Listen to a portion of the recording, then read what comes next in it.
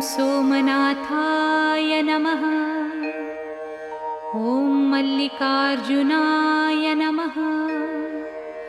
ॐ महाकालेश्वराय नमः। ॐ ओंकारेश्वराय नमः। ॐ वैद्यनाथाय नमः। ॐ भीमशङ्कराय नमः। ॐ रामेश्वराय नमः।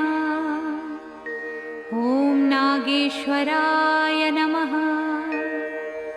ॐ विश्वेश्वराय नमः। ॐ त्र्यम्बकेश्वराय नमः।